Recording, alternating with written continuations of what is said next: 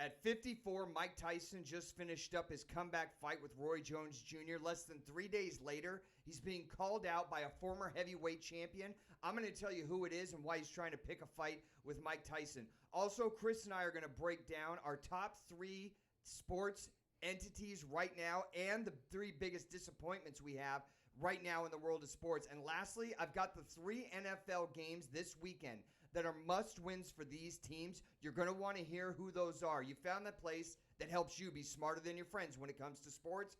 Get it cranking. You're tuned into the hottest sports analysis of the week with your hosts Ron Dolbeck and Chris Roberts. And now, here's the first round. Hey, you found us here. It's the first round. We want to thank our 2,500 subscribers. We've got up 1,000 in the last month. Thank you so much for your support out there. We've taken a couple weeks off. I was out in Tahoe. Chris was counting ballots for the Democrats. And Zach was eating food, putting on 6 pounds with his awesome fiance wife, soon to be married in their new house. But we're going to keep it sports related. Let's get it started right now with the biggest stories going on in the world of sports. And I'm going to start in a place that we haven't talked about since 8 months ago. College basketball is back. Let me give you the top 5 right now. Gonzaga, Baylor, Iowa, Wisconsin round out the top 4. Illinois comes in at 5. How about some surprises in the rankings right now? If I said to you Richmond would be ranked number 19, the Richmond Spiders, who even knows what their mascot is? Richmond Spiders are in the top 20 right now. Speaking of surprises in the top 25, if I said to you, what do these teams all have in common? Michigan, SDSU, Florida, and Louisville. I'm going to give you 3 seconds. That's right. None of them are ranked in the top 25. I can't believe that. Last night, Michigan State, number 8, gets a big win against an empty Cameron Indoor Stadium at Duke. They beat number 6, 75-69. Number 7, Kansas dumps number 20, Kentucky. Already 2 losses on the season. A bunch of teams have losses. Ranked teams in college basketball at the beginning of the season always have upsets, always have games that aren't expected. I always take the under at the beginning of the season. Here's the stat to back it up. 6 teams in the top 25 have already lost a game this season. We're only 1 week into it. Other basketball news coming out of the NBA. LeBron James today signs a 2-year extension for $85 million. He'll be 38 when the last year of that contract kicks in. I think that's a good move for the Lakers. The league announced today they're coming back December 22nd, and they came out with their December 25th Christmas lineup. Some of the big games you might want to watch out for. Lake Show going to take on Luka Doncic and the Dallas Mavericks on Christmas Day. Isn't it too soon to be watching the NBA? Chris and I are going to get into that. College football, CFP rankings come out last night. Bama number 1, Notre Dame 2, Clemson. Ohio State with only 4 games is ranked 4th. Texas A&M at 5 and Florida. Big games this weekend. A&M goes on the road to Auburn. That's going to be a big matchup. I think it's going to be pretty close. What if I said to you, Week 13 in college football, one of the biggest matchups is going to be Coastal Carolina at 9-0 taking on Liberty at 9-1. You'd think I was crazy, but go check the stats on ESPN. It's happening this weekend, and I'm actually looking forward to it. Other big games happening in college football. Indiana goes on the road to Camp Randall Stadium to take on Wisconsin. Bama taking on LSU in Death Valley. This is probably the first time in 21 years that I'm actually looking at this game going, I really don't care. They're a 33-point favorite, Alabama, going on the road to LSU. LSU has went from the penthouse down to the gutter, and I think this is going to be a blowout. It was last week for Bama against Auburn in the Iron Bowl. I think it's going to be the same thing. How about the strangest news out of college football this week? Bob Stoops, former coach of the Oklahoma Sooners, comes back to help the coaching at Oklahoma after receiving a call from present head coach Lincoln Riley for help. I'm not sure why. Oklahoma seemed to have righted the ship. They're 6-2. They're back ranked in the top 15. Their offense is ranked in the top 10, and defense overall is 19th in the country. When was the last time anybody in the Big 12 had a ranking of 12 or higher than 15 defensively? They do. We'll see what Stoops can do to help that. Why hasn't Michigan fired Jim Harbaugh yet? He's a great coach. He's turned around teams in San Diego. He turned around Stanford. He turned around the San Francisco 49ers. He's getting $8 million a year in his 5th year to turn around a Michigan program that's used to being in the playoffs, playing for championships, going to the Rose Bowl. He hasn't done any of those, and I'm really lost on why he wasn't fired Monday morning after close games with Rutgers and then losing to a Penn State team who's equally as bad and was 0-5 when they played Michigan. And Chris, that's everything going on in the world of sports. We haven't sat here for about, 2 weeks? 2 or 3 weeks, man. Yeah, 2 or 3 weeks. I was out in Tahoe. Oh, Tahoe is awesome. If you have not, have you been there? No, haven't been. Been to Vegas though. We're going to Vegas next year, right? For my 50th? Yeah. Yeah. Grape juice. I am loving it. Biggest thing that stood out to you out of all the top stories today is what? The biggest thing that stood out to me is your story about who wants to call out Mike Tyson. I think it's funny because he has so many people that actually want to call him out. Yep. To know which boxer actually really wants to get in the ring with Mike, I definitely want to find out who that is. You know, I wasn't so excited for this fight, Roy Jones Jr. and Mike Tyson. I didn't know what kind of shape they'd be in. I don't know how motivated they'd be. Is this just a promotional thing? Is it a money grab? Are they really taking it seriously? Tyson seemed to take it more seriously than Roy Jones because I thought Roy Jones didn't really come in shape. No. I also can't figure how it was a draw. Tyson won that fight unless, you know what it was? The same people that rigged the presidential election had something to do with this voting because it was totally off, man, and you know it. I mean, there's no way Mike Tyson was... Did you see the fight? Yes, I saw the fight, and, it's no way that Roy Jones won that fight. He basically grabbed him the whole round. Yeah, he landed a couple good punches, especially in the 3rd round. He caught him with a right hand fading away, but that was about it. A blind lobotomized monkey was watching the fight with me and could see that wasn't a draw. But let's get into rapid fire. I'm going to throw some questions about topics that are hot on the table right now to Chris and get his reaction. Then I'm going to comment on them. First one, Vanderbilt puts out Sarah Fuller, 6'2" kicker, to play for the Vanderbilt Commodores in a game against Missouri on Saturday. Now, she kicked off, and that's the only action she had. It went about 22 yards. It would have gone out of bounds. It reached about 8 feet off the ground, by the way, except one of the Missouri players fell on it. You tell me, here's the question. Is this just a move by Vanderbilt to get some publicity and women's lib, or is this real? Is this serious, and they think that she's the best qualified person on that campus to fill that position? I think it's more of a publicity stunt for Vanderbilt. I think that this was something that they did in order to kind of take away from having an 0-8 season they had so far. So I think this is something that Derek Mason did in order to just kind of draw away from them losing that bad. I mean, it was 41-0. Yeah, and I could see that being a part of it. Here's the thing. Derek Mason, you and I know, he hasn't had a winning season since he's been at Vanderbilt. The last 2 years, he could have been justifiably fired at any point. Right. But after this game on Monday, Derek Mason got fired. Now, I'm not a fan of putting Sarah Fuller into these games, and I'm going to tell you the reasons why. First of all, if she can't kick it down the field, we're going to keep having 22 and 25-yard kicks, giving the other team really bad position. God forbid she gets it up in the air and somebody catches it and they start a run back. Who do coaches put into special teams plays on kickoffs for the receiving team? Well, you got big linebackers and fast guys who like to run down the field. Yeah, big linebackers. Somebody's going to mow her, and then he is going to be character assassinated until the day he dies for being the person that went down there and knocked her off her block. Now, Zach and I were talking about this before the show.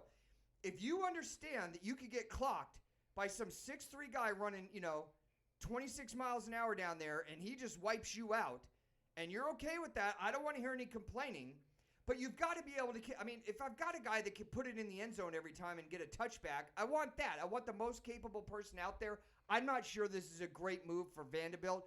If she's capable, fine. But so far, a 22-yard kickoff that went 8 feet off the ground, that's not capable. Next subject, Mike Tyson called out by Evander Holyfield says this fight between us must happen to solidify our legacy between each other. He wants a piece of Mike Tyson. He wants him to take a chunk off the other ear. The one ear wasn't good enough. Here's the question. Interest level is for you on this 1 to 10, 10 being you absolutely have to watch it, and is this good for boxing? It's good for boxing if Snoop is going to be the commentator in this one. Oh, no, you didn't. That was terrible commentary. It's great for boxing if Snoop is going to be the commentator because, like he said, it's like watching your two old uncles actually fight at a barbecue.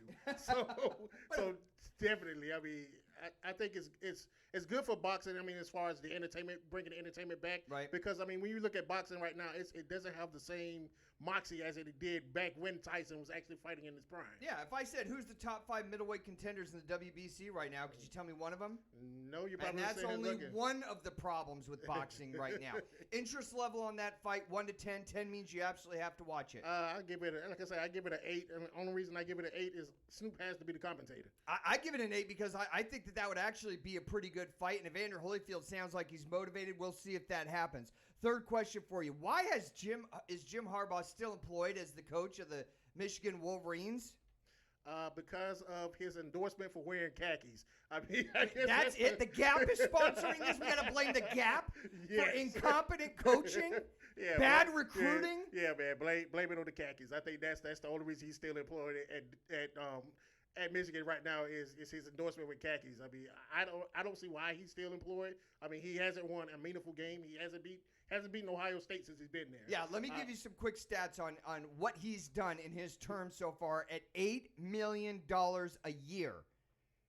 Why he hasn't been fired. He's 0-5 against Ohio State. You're fired right there. He's 11-16 against ranked teams. You're fired right there. 2-12 against top 10 teams. You're fired. Has not played for a national championship. And even worse than that, he hasn't even played for a Big 12 championship. So in the words of my great leader, you're fired. You're gone. You got to go. Sorry. Yeah, I mean, $8 million a year, man. It's not happening. He's 3-3 against Michigan State. He doesn't have a winning record against them. How much evidence has to back up before somebody at Michigan pulls the plug? Because seriously, when you go into a game that is a must-win situation, which every one of them is for him, and you're playing Penn State, and Penn State is 0-5, and we're going to get into how bad the Big Ten is a little bit later in the show. You're playing against Penn State, who's 0-5, and you lose that game. You're fired before you hit the tunnel. This is Willie Taggart syndrome. Before the Gatorade hits the back of the other coach who just beat you, you're already fired. Yeah, I look at Harbaugh's career. I just think about that last play against Michigan State where the guy runs, he kicks the ball and he runs it back, and you just see the Michigan fans and their faces just like, right. That's what I think about Jim Harbaugh. That's been his tenure there, yes. And he's not fired. Now, if they fire him, they're going to have to pay him out on the last years of his contract at $8 million a year, and then it's the old question, who are you going to bring in? And then it's going to be some retread, unless you could pull Lincoln Riley out of Oklahoma, but I don't see that happening. Or you could pull Brett Venables maybe out of Clemson, but I don't see that. So who do you go to rebuild the glory at Michigan? I think it's a big problem, but this guy, he's got to go. Anyway, I just think that it's just been too long, not enough results, too much money. It's been an embarrassment. Blow the thing up. Let him go back to the NFL. He'll be successful there. Last question. Pelicans versus Heat, Lakers versus Dallas, Golden State versus Milwaukee. Any of those games tempt you? That's the NBA lineup for Christmas 2020. Is the NBA starting too soon? And out of those games, which one is the most interesting? The one that's most interesting to me will be the Lakers and Dallas, and that's simply because Magic is going to be sitting there tampering, trying to get Luka Doncic to come to the Lakers after his contract is up. So that's definitely going to be the game that the Lakers are going to have a completely new look this year coming back. Rajon Rondo is gone. JaVale McGee is gone. Who else did it? Who went to Philly? Yeah, Dwight Howard. Dwight Howard went to Philly. He's gone. Rondo went to Atlanta. I don't even understand that pickup. We can get to that later in the show. But the one that's kind of got me intrigued is Golden State versus Milwaukee. So 2 years ago, Golden State was one win away from being the champs. Right. Then they went down to the gutter. Right. And this year, have you seen their lineup? They got Draymond Green is still, I think, in his prime, and so is Steph Curry. He's an analytics monster. When he is on the court, they're a completely different team. They're one of the most effective, destructive offensive teams in the NBA. They pick up James Wiseman at center, which I think is going to be, he's going to be a great player. Then they got Kelly Oubre away from Phoenix and Andrew Wiggins. That's a lineup that is really, really solid. It's really solid, but with Andrew Wiggins in that spot, it still doesn't flow the same without Clay. Because Clay gives you that guy who can spread the floor, but he's still very explosive, and defensively, I mean, he's going to be on your best player. Hey, this is a lineup upgrade as far as I'm concerned from last year, and I think they're just a couple years away and some chemistry and some time playing together by being really good in the West again. Yeah, I mean, to me, I think James Wiseman, he has to get big between now and the start of the season, because if not, he's going to get bullied, man. Well, he's got 4 weeks to get ready, 3 weeks. I think he's going to be all right. And maybe if they bring in somebody else, like re-sign a Bogut, or I don't know who's out there on the street right now that he can learn under, put on some weight, get his first year under them. They're not expecting a championship in Golden State, but I think this lineup has a lot of future potential. Let's get into the NFL. I talked at the top of the show about 3 teams this week that are in absolute must-win situations. Let me get to my first one. Number 5 in the AFC playoff race right now is the Cleveland Kardashians. They're 8-3. They're getting 5.5 points at Tennessee. Tennessee coming off a monster blowout win against Indiana, but they had lost to Indiana earlier in the season, so I don't know if Tennessee is a little bit bipolar or not. Cleveland on their schedule still has the Ravens at home, the Giants, and the Jets in back-to-back weeks, so that's like 2 free spots on the bingo board right there. And then they finish up with Zach's favorite team, the undefeated Steelers, on January 3rd. I think this is a must-win situation, but it's coming at a really bad time because, one, it's a road game. All of Baker Mayfield's numbers go drastically down when he goes on the road, and also it's against a road team that needs a win, and they're playing tough right now in Tennessee. Yeah, I mean, when I look at Cleveland, I mean, because they are the Kardashians, because you don't know what you're getting each week. I mean, you go back to that Jacksonville game last week. That game shouldn't have been as close as it was. I mean, but you had Jacksonville take Cleveland to the wire. That's something that, that's going to come back and haunt Cleveland. And I think that, Tennessee, I mean, they're trying to go ahead and lock up the AFC South. And I think with the win against Cleveland, I mean, that's going to be with them on the way to go ahead and lock that up. I'm taking Cleveland. I'm going to tease it up. I'm going to get 11.5 points on it.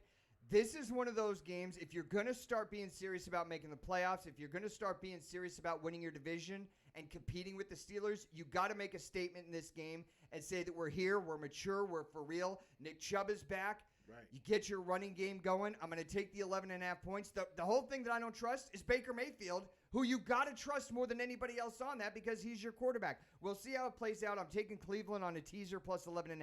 How about must-win game number 2? Indianapolis, coming off a devastating loss at home to Tennessee, now needs to go on the road to the Texans, who are 4-7. Right now, the Colts have the 7th place in the playoff picture. They're given 3 points. They're 7-4. Texas is a little hot right now. They've won 3 out of their last 4 games, albeit it was against the Patriots, the Lions, and the Jags. So that's not, those aren't teams that are really formidable opponents, but they've got some momentum. The Colts have wins against Vikings, Green Bay, Tennessee, and the Bears. They've got to pull this game out this weekend to stay in the playoff hunt. And again, they've got to make a statement, solidify their position in the playoff rankings right now because it's getting down to the wire. Yeah, I mean, really, what is going to boil down to is Indianapolis, they have to get their offensive line play. They have to get their offensive line has to step up. They have to get their running game going.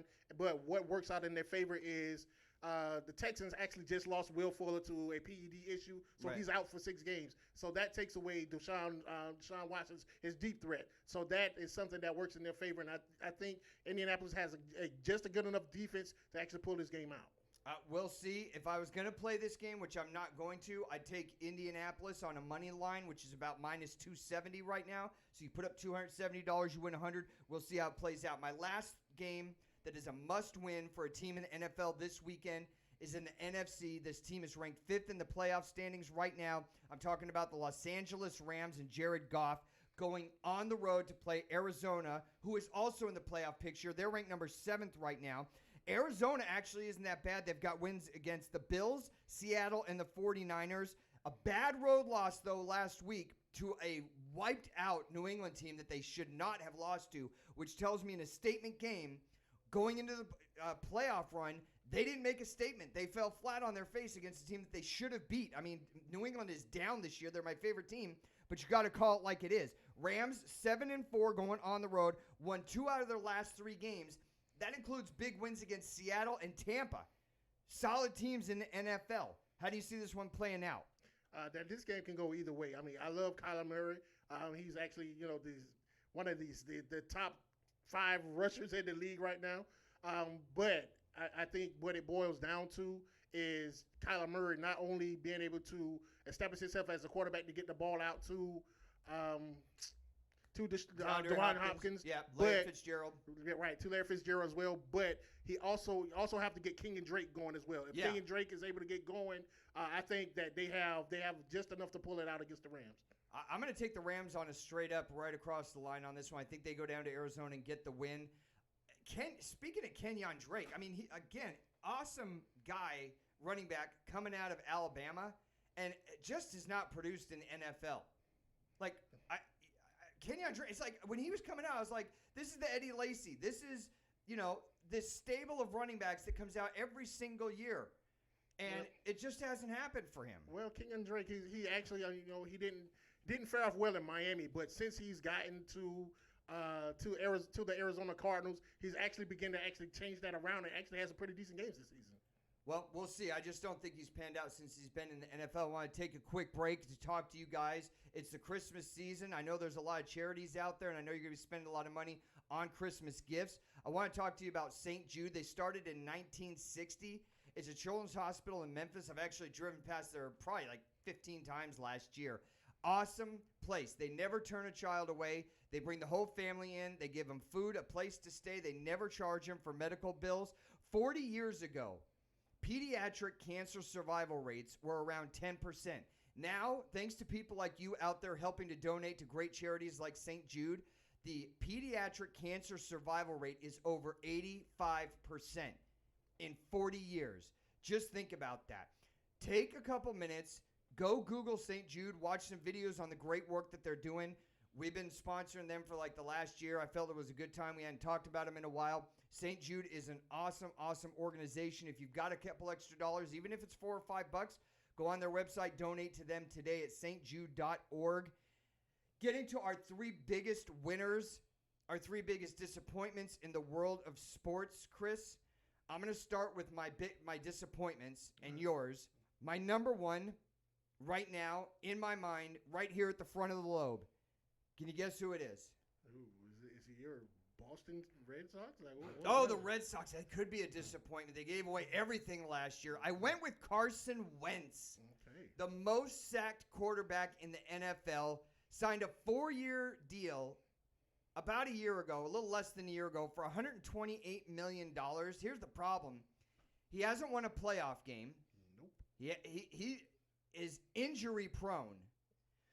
He's got a 58% completion rating. He's got 16 touchdowns and 15 interceptions. That's almost 1 for 1 in his 5th season. Can't have all the hype, all the talent, and all the promise that he had.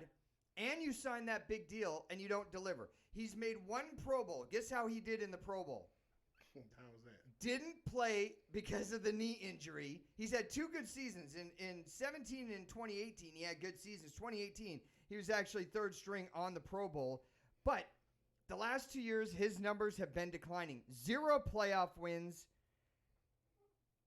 I don't want to say that the guy's a bust, but right now he's on my top of my disappointed list. Who do you got at number 1? You're looking at my number 1.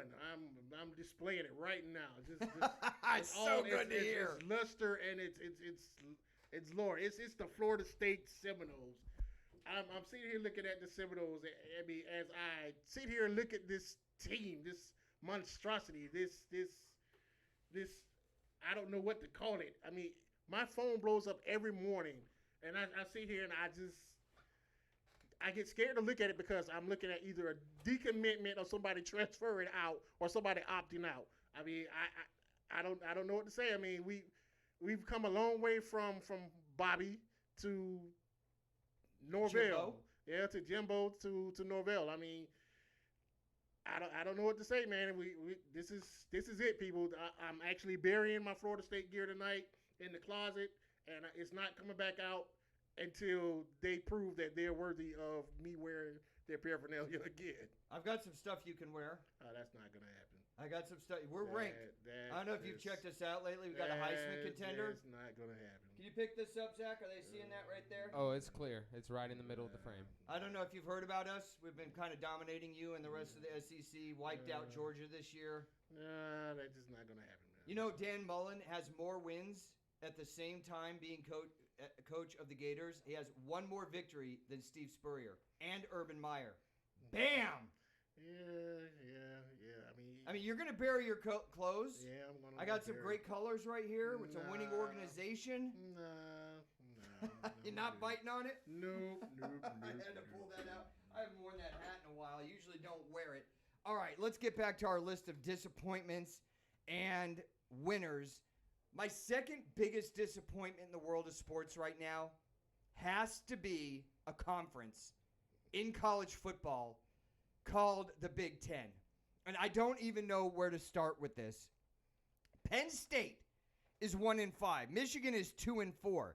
The East Division of the Big Ten has 7 teams in it. How many of those 7 teams have a winning record? 1. 2. Indiana and Ohio State. Right. That's it. Right. 2 teams out of 7 have a winning record. It gets worse when you go to the West.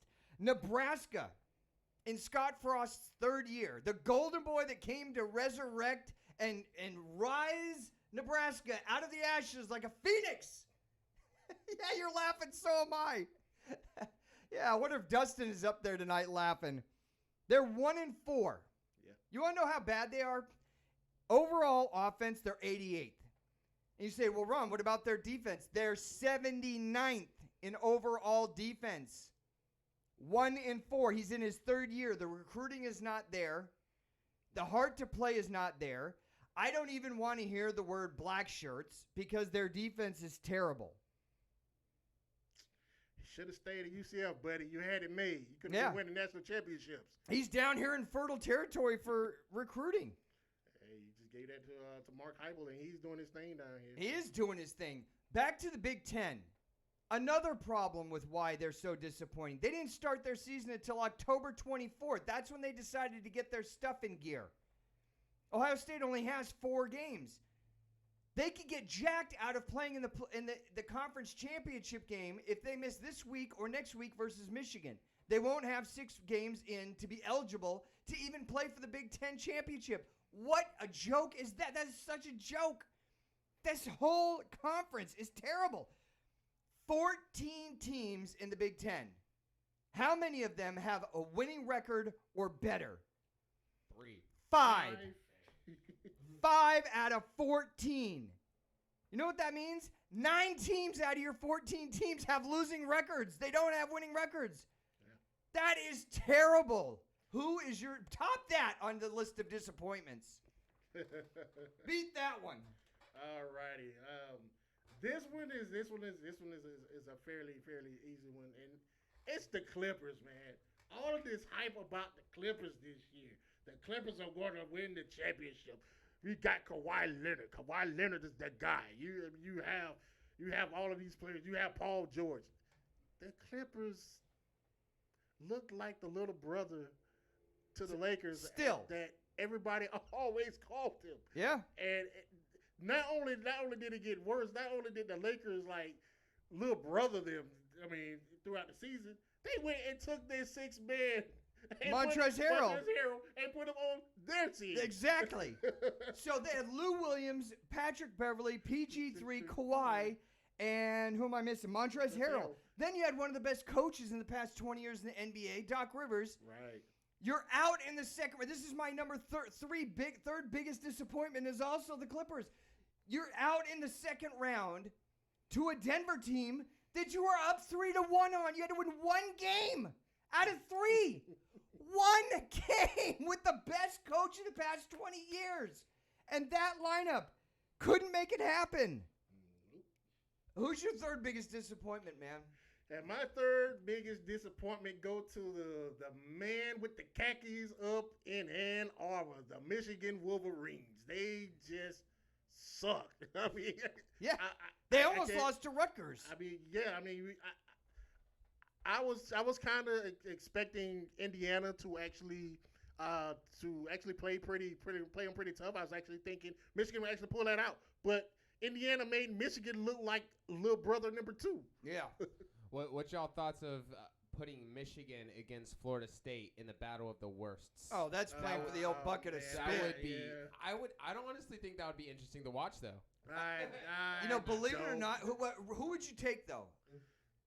Oh God. I'd have to take Michigan. Yeah, unfortunately. Because I think Michigan would score. I mean, they can't stop anybody running the ball. So, I mean, I think Jordan Travis will have a field day running up and down the field on him. You're not ready to concede y'all lose to Michigan.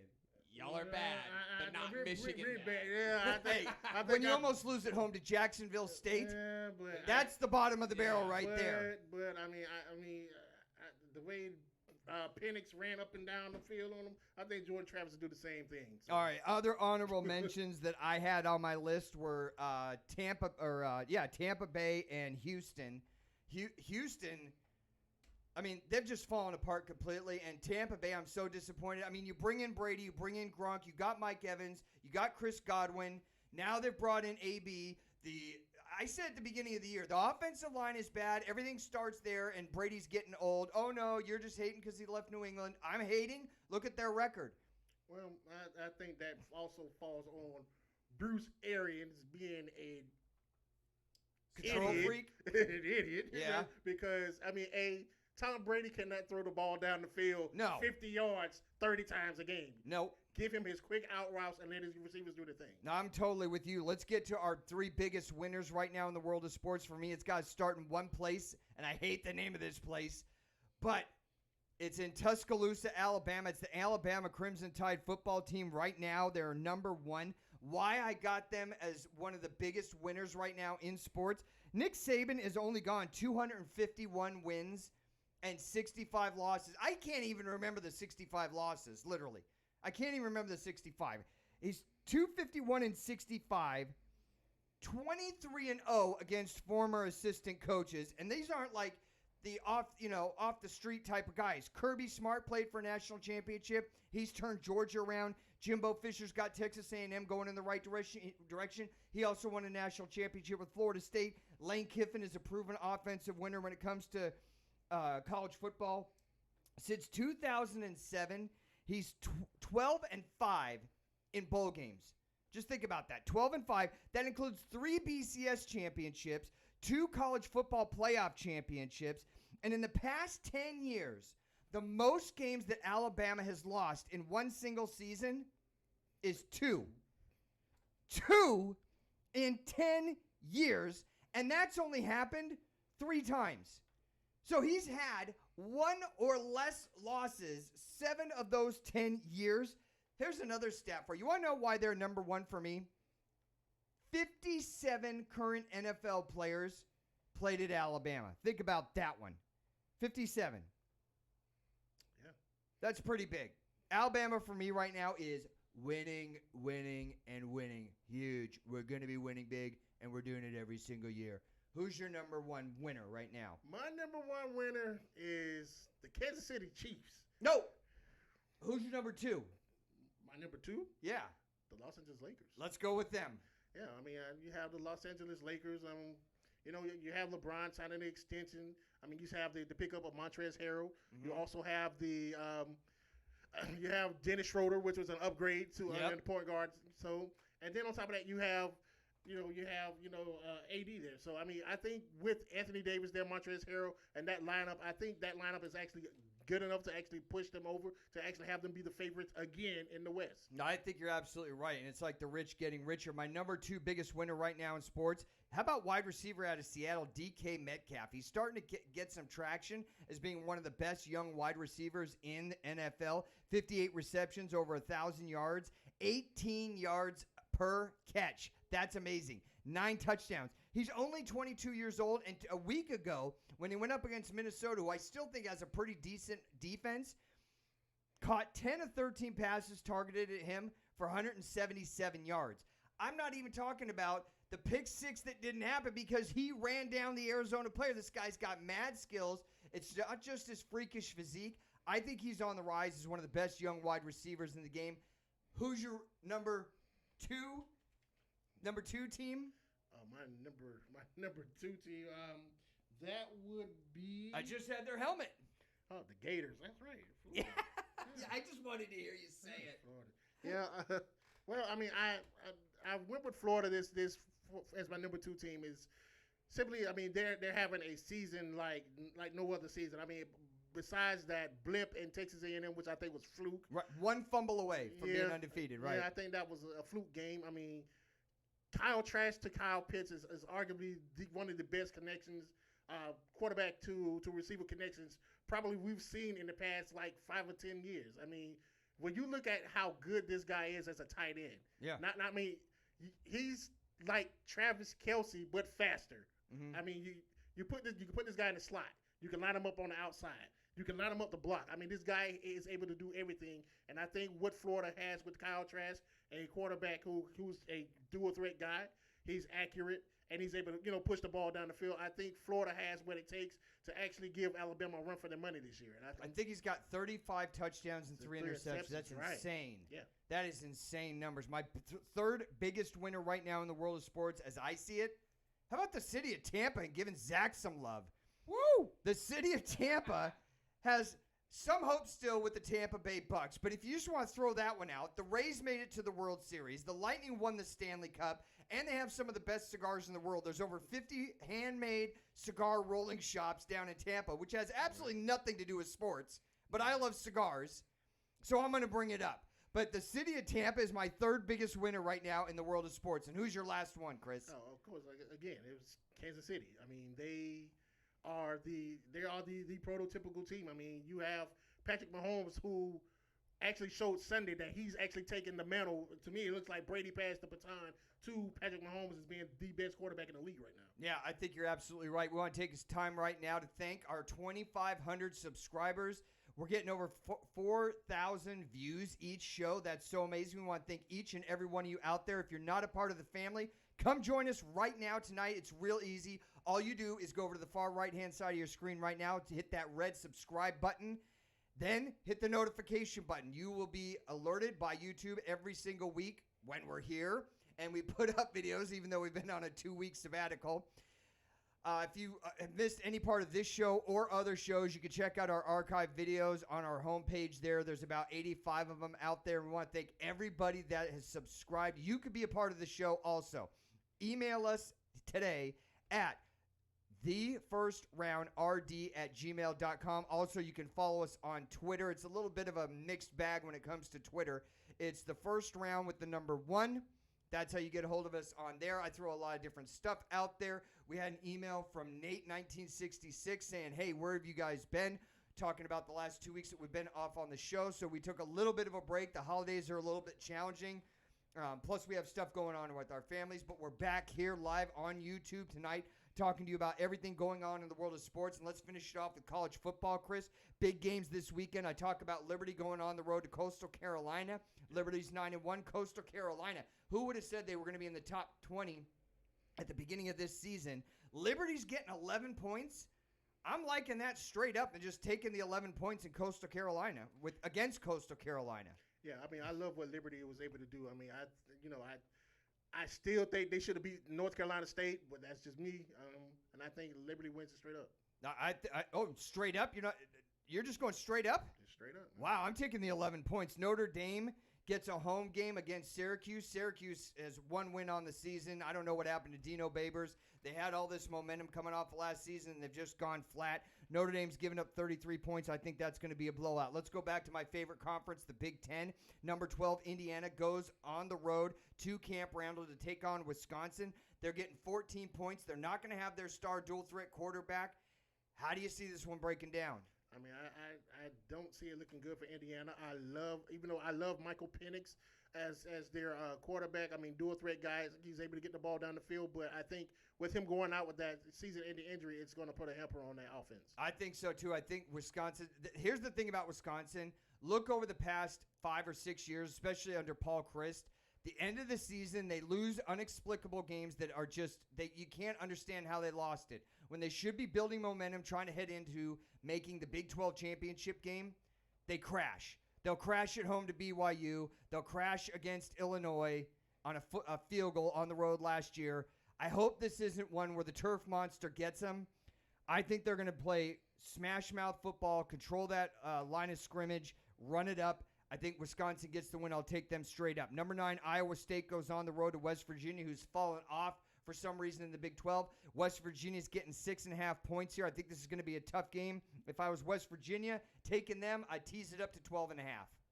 Yeah, again, I think Iowa State has what it takes to get the job done. I'm taking Iowa State. 13 games this week in the NFL or in the college football lineup canceled due to COVID. The last one that has any interest at all for me, Clemson goes on the road to Blacksburg to play Virginia Tech, who's 4-5 on the season. They're given 22 points. This is my ironclad 5-star millennial lock of the century. I'm taking Clemson. I'm teasing this one down to 16 points. I'm taking Clemson minus the 16 points, or you could play it the other way and take Virginia Tech plus the 28. But I'm going to take Clemson. I'm going to tease it down. I think they get it done on the road. Virginia Tech does have a stout offense. The problem is, look what happened against Liberty, teams that have a dual threat quarterback. They can't handle it. I think Clemson's going to be able to put up big points. Yeah, I think Clemson's going to put up big points. I think you're going to see a big game out of Travis Etienne. I think Trevor Lawrence is going to actually take his frustrations out on Virginia Tech because I believe he feels he has something to prove by being kind of knocked out of this Heisman race with Kyle Trask. They're coming on to Kyle Trask. Yeah, and Mac Jones is coming on strong too. Alabama's looking really good. We talked about that at the top of the show. Our top 10s right now, I'll give you my top 10. I've got Bama number 1, Ohio State, Clemson, Notre Dame, Florida at 5, Texas A&M, even though they beat Florida, I think if they played 5 or 6 times against each other, Florida would get the nod. I've got Cincinnati, then BYU, Miami, and rounding out my top 10, I've got Oklahoma. Yeah, of course, Bama is number 1.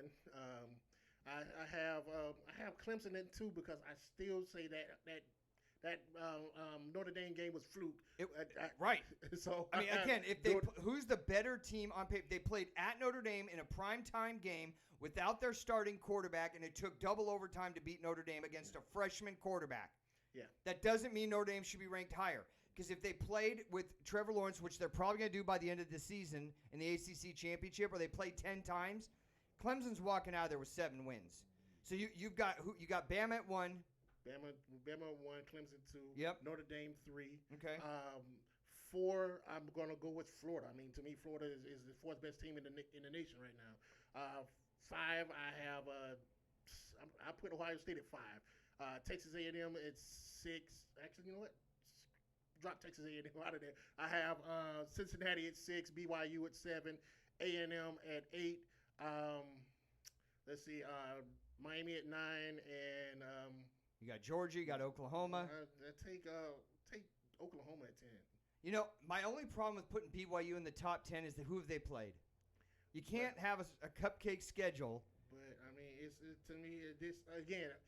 Out of all of those teams that are in the top 10, I'm looking at the totality of the whole season because you have these guys, even though they may be cupcake teams, they actually played a full season. So I'm taking that into account. Right, and we talked about that at the beginning of the season with the big problem with the Pac-12 and the Big Ten coming in playing less games, and how are we going to measure that? And the CFP still says that, we think they're in the top 4. I don't know about that. I mean, I've got them there, but if they slip down to 6 or 7, I could totally see that happening. Let's talk about the Pac-12 right now.